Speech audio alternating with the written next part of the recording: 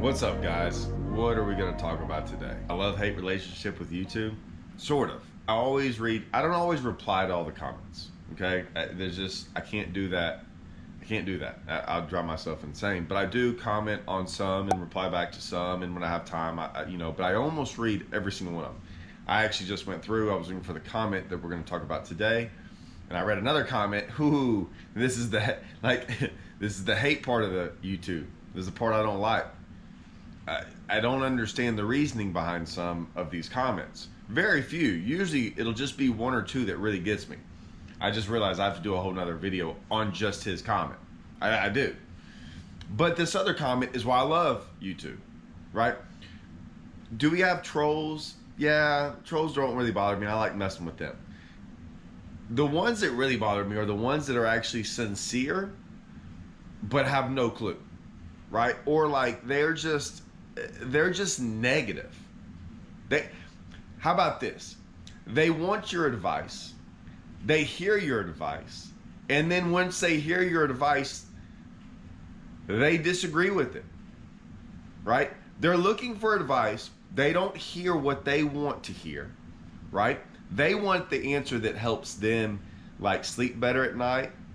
And then when you tell them a different answer, it's like, well, you must be wrong. That's not right. And I'm like, all right, well, I'm just telling you, the reason I don't mind doing some of this stuff is I don't mind someone telling me I'm wrong or whatever. I will say, though, it's very hard sometimes, and it's why I'm pretty adamant about showing results, not fish catches. I mean, anyone can go out there and catch a fish, right? But actual, like over time, whether it be tournaments, whether it be videos of fish catches, whatever it be, like, hey, there's a reason I think this way. I have quite a few years in this, okay? So I'm gonna get back to that guy's comment. But this, I will say, this is why I love YouTube, is that you can tell when someone asks a question and how they want it. So the question was, you bring up co-anglers. Could you do more videos on what they should bring with them, rods, reels, tackle, and do a deep dive into it? Now, I've done videos like this, okay, in the past. So you'd be surprised, guys, if you ever want to go look at what I've done. Just when you enter my name, just search out videos I've done before, like put in like Todd Castelline co-angler videos, and it should pop up, because a lot of times I'll title it, like I title the whole series as co-anglers, okay? So, but I don't mind going back and over this stuff, because to be honest with you, I talked about a tournament the other day that happened this past weekend. It was an individual event in the sense of it had boaters and co-anglers. So, start of the new year, let's start off with this, right? The guys, I'm a little bit behind actually, right? I should have already done this already. Let's go into this. We can go multiple videos, and I might do that. I might go multiple videos.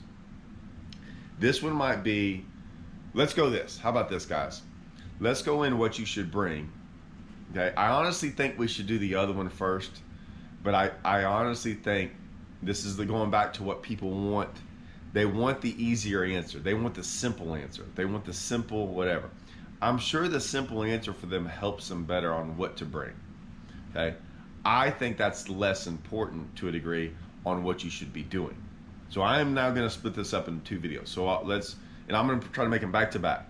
So this is gonna be one right after the next day. What to bring. A lot of them, us co-anglers, and let me pause when I say this.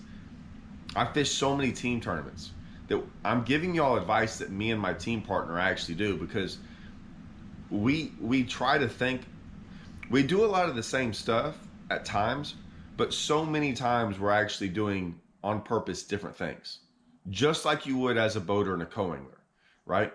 He rarely does the same thing I'm doing. It happens at times where if we're on a phenomenal crankbait bite, we're both cranking, or if we're on one of those deals where you can only catch one worming, we're both worming. Worming's a different story, because two people worming at the same time, you can cover water, right? As a boater, a lot of times I'm trying to cover all the water, and if I think that's the right bite, I only have to cover half the water and he can cover half the water. It's a little bit different because we're up in the front of the boat together too.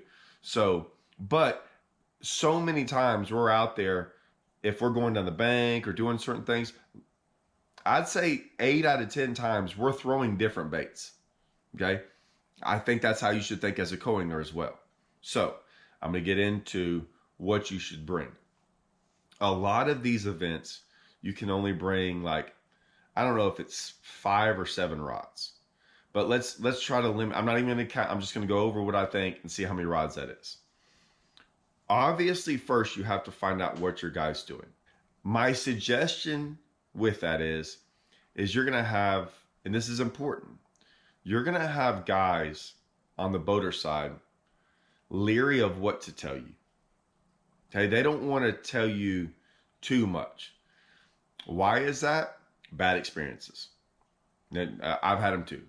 I've gotten there the next day where my co-angler, like guys room together and stuff like that, and a co-angler is staying with other co-anglers and boaters, and I tell them what I'm going to do, and I find out later that all those guys kind of found out, like, oh yeah, I heard you were going to fish deep and whatever. I'm like, okay, so why would he go around and tell everyone that, right? So it happens.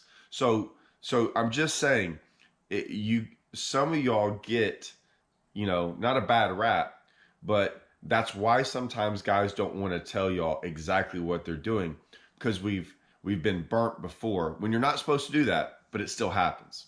Okay. So there's always a way to ask and try to be as vague as possible and just be like, okay, if I'm on a lake where we're going, and you should know the lake you're going to, obviously deep or shallow, and, ask if you're going to fish really fast or really slow. Are you going to go down the bank? Don't ask, well, what are you throwing down on the bank? Like, what are you throwing? Don't ask what they're doing. Just ask, don't ask what they're throwing. Don't ask things like that. Just ask, if you're going to be fishing grass, ask if you're going to be fishing grass all day. If you're going to be fishing deep, don't ask how deep, but be like, you can always say, can I get away with a Carolina rig or a drop shot? Something like that. Even that, if they're throwing a drop shot, they might not really want to say yes or no, right? So just try to be vague with them, but try to get an understanding of what they're going to do. I usually tell them, a lot of times, rarely do I say I'm going to go do the same thing all day long. A lot of times I'll be like, hey man, I'm going to go deep in the morning, and then I'll probably finish shallow for the rest of the day. So bring something to throw deep, but then I'm going to go shallow. Things like that. So figure out the depth. We'll get into the live scope thing because I'm going to try to help you all with that, but I'll be honest with you, that's still a touchy deal.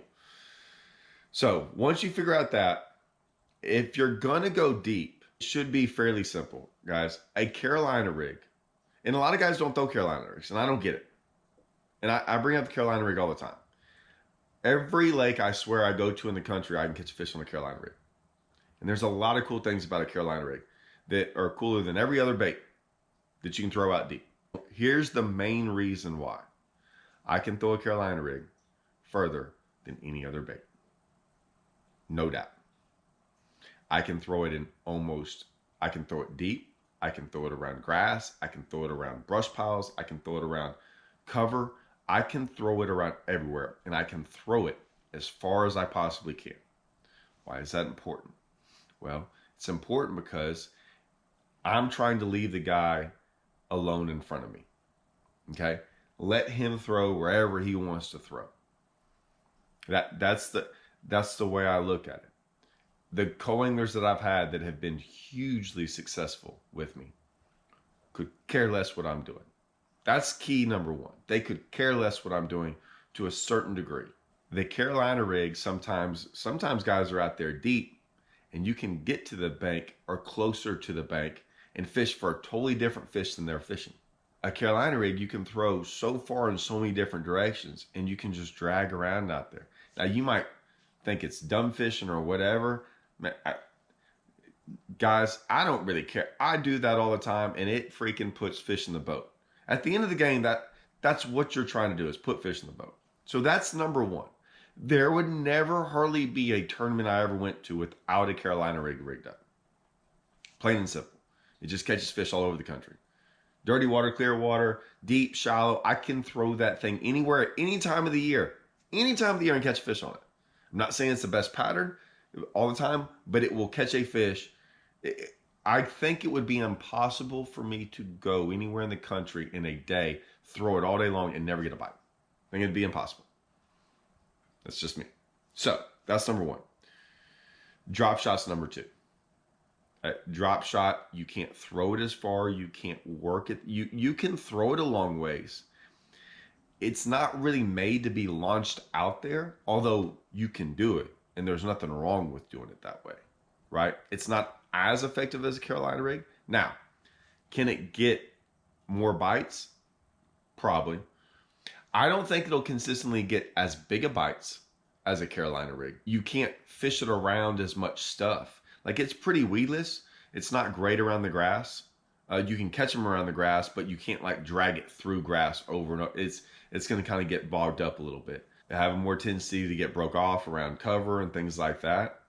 But it does get big. So those are the main two. Still have some type of Texas rig worm, and I still have a shaky head and a jig.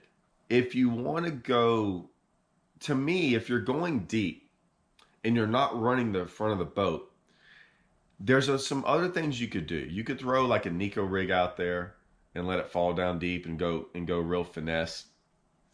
I think those baits and a lot of stuff like that are more for the guy on the front of the boat, kind of throwing at exact cover or fish from live scope or whatever it might be. You don't have that advantage. So you've got to think differently. Like, it might be the better bait only if you're being able to throw at what you need to be throwing at. But if not, then you're just out there not covering a lot of water, not knowing if you're getting around any fish, right? Now, this all changes if the guy on the front of the boat's just catching them one after another, right? And you're not getting any, like, you haven't had a bite. And you can tell they're on something suspended or something like that, right? I also think an Alabama rig is great for a co-angler. Like, that kind of gets you in those suspended fish. You might be fishing it blind, but it doesn't matter. Alabama rigs have some drawing power. So that's what I would say on the deep side. So maybe like 2 spinning rods. And a lot of times you might rig up 2 spinning rods with 2 drop shots. Like, 2 Carolina rigs, a worm and a jig, things like that. Like, you don't have to just have one rod for each one. Like, there's times where like, I might break off and I want to throw something else out there real quick. So I'm not always, changing up. That's the deep side.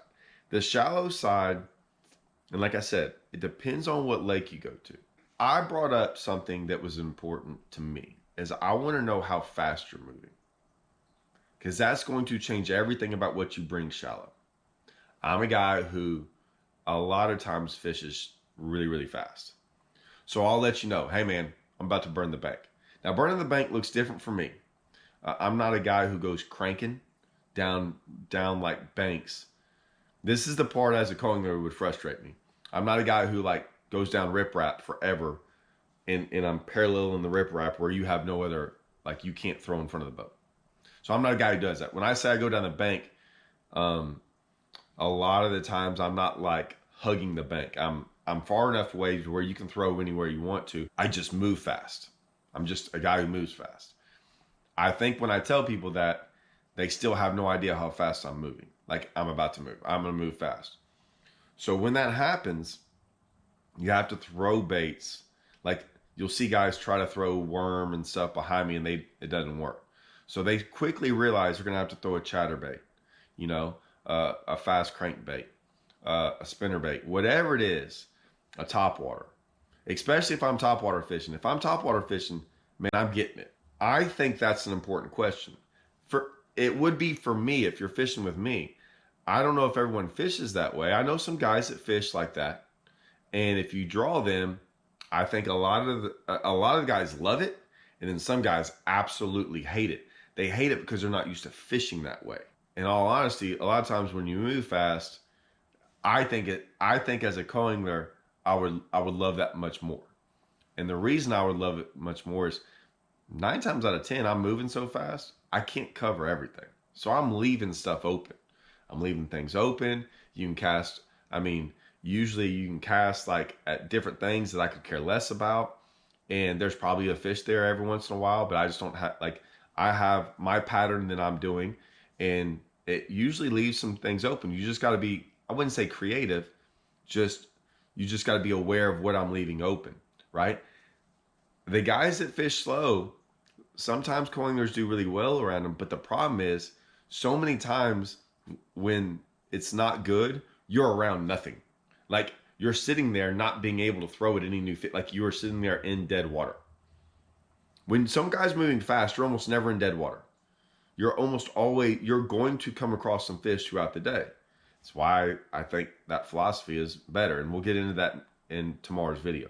Things like that, just ask them what they're fishing, right? In the sense of, if you're going to fish shallow, are we going to be throwing at docks? You know, are we going to be fishing grass? Are we going to be fishing down rocks, timber, things like that? And that I would care more about how fast we're fishing, because you should know the lake you're on, right? So if you're on a lake like Rayburn, it's going to be grass. If you're on a lake like Lake of the Ozarks, 90% of the time it's going to be a boat dock, right? If you're on Table Rock, that's where you're like, hey, are we going to be fishing like the bank, or are we going to fish docks? You know, things like that. You should know, very rarely do you go to a lake that has different water clarity, in the sense of, there are some. So that's a good question. Usually the lower end's clearer than the upper end. So if you know that like it's a river, or it's a north end up the river type deal, you know, ask them, hey, are we making, you know, a lot of guys ask this, hey, are we making a long run? If you ask that, it's a great question, because a lot of times they're asking because it's cold outside and they want to know how long they're going to make a run. But if you're on a place like Table Rock and you're saying, hey, am I going to make a long run? Like, hey, yeah, it's a 40-minute run. Well, usually from takeoff, you know you're going to be up the river, right? And hopefully you have a little bit of knowledge about some of these lakes you go fish before you fish them. I would assume most co-anglers do, because they're familiar with that area. They live close to that area. So that's what I would say is if you're going to do stuff like that and go fish shallow, you can still bring a spinning rod or two, right? Nothing wrong with that. I would always have 2 spinning rods, because you can still throw wacky rigs, Nico rigs, different things like that, right? You can still finesse them in places like that. You can still throw a drop shot up there, right? You can still do some of that stuff. So I would always have a couple of those rods. But then, like, okay, if he's going to go up there, you know, when it's cold outside like this, chances are they're not going to hit a top water. So you don't have to worry about that. But I would be like, for example, Table Rock, I'm like, okay, I can throw a crankbait, I can throw a spinner bait, I can throw a chatterbait, you know, a swim jig. Baits that you can, you know, figure out 1 or 2 or 3 baits that you can move fast, if he's going to move, something you can wind, and then a jig and a shaky head, and possibly a Texas rig worm, a wobble head, like things like that, right? Things that you can fish on the bottom, you can still kind of move fast and keep up. Or if he's going to move slow, you know, a jig, you know, you can still throw a wobble head and cast around. You can still throw a shaky head around. So those are the things that I see really work for guys. Whatever he's doing, and we'll get into this tomorrow, all you're trying to find out is the technique to a degree of speed, and like, is it on top or is it on bottom, or are they suspended? But I really wouldn't probably do what he's doing. You're just trying to get an idea of kind of how he's fishing and then adjust to him. That's my advice. So like I said, you're trying to find baits that mimic the way he's going to go down the bank and fish throughout the day. Hopefully you can get a read and be honest with him with that, right? Listen, if I had a co-angler call me up and he's like, hey, look, man, I'm going to stay out of your way. I don't care what you're doing.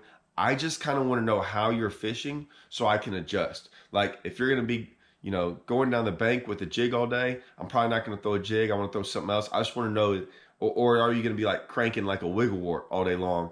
And I know I have to bring something that can keep up with you. I don't want to mess you up and get hung up all the time while you're going down the bank fast. If you say that to them, man, that they're willing maybe more to go, oh, okay, this guy, awesome. I'll probably have a different point of view from you than when you say something like that. Like, hey man, if we're on Rayburn, like, hey man, I just want to stay out of your way. Are you gonna fish the grass? And I'm like, yeah. You're like, all right, cool. That's all I need to know, because I should know how I want to fish grass, right? As a co-angler. And so it's like, hey man, you do your thing. I'll be in the back. I'll be staying totally out of your way, because if you know I'm gonna fish the grass, you're like, okay, I've got my ways that I can try to catch them out of the grass, and I'm gonna do that. I think tomorrow I'll get into the live scope deal. You gotta ask nowadays if he's gonna live scope. I'm gonna put that part of this for tomorrow. It's gonna be a very small part because I don't have a ton of great answers for y'all, but I'm gonna give y'all it as good as I possibly can. It's part of the equation now, and for y'all, it's a hard part. I'll be first to admit it. Like that's a tough one. The only times I've seen co-anglers I've seen co-anglers get upset about moving too fast and doing all kinds of stuff. I've seen the difference too with sight fishing. Sight fishing though is the one that I'm very adamant about. That like when I see people have a bad attitude when we go sight fishing, that is the total opposite of what you should have.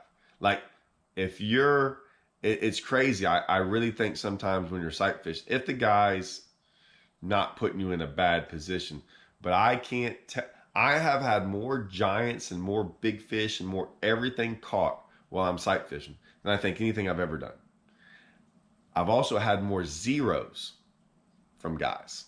Now, the zeros come from guys putting the rod down and getting all huffy and puffy and quitting. That's the only time I see zeros. The other guys that usually stay with it usually catch them. And there's a giant reason why that is. Live scope is a little bit like that. And so I'm gonna bring that up. Live scope, rarely are you out there fishing for a random just one and there's no other fish around. Like from my experience with live scope, usually if there's one, there's more. Okay. Sight fishing is multiply that by 10, because when you see one up here, I'm telling you, there's like 10 more at Castaway. And that's how guys usually catch them, is they could care less about, they're out and there's 10 more trying to get up there. I mean, there's a reason why you're sight fishing. The fish are on the bank and they're all trying to come to the bank.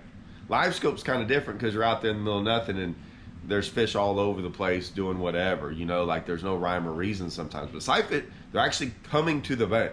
Like almost every fish in the lake's trying to come to the bank or been on the bank or within, you know what I'm saying? So like you're around them and you're usually not out there in 80 foot of water, right? You're up there where they're trying to be. So that's a whole different story. We'll get into that a little bit. But those are the things, this is why I had to break it up, guys. It's been a long video. But those are how I would look at as a co-angler as what to bring. We'll go over a little bit tomorrow on how you should probably like your mindset of it. I think that's a bigger deal, but we'll go over this first. All right. Hope this helps, guys. See ya.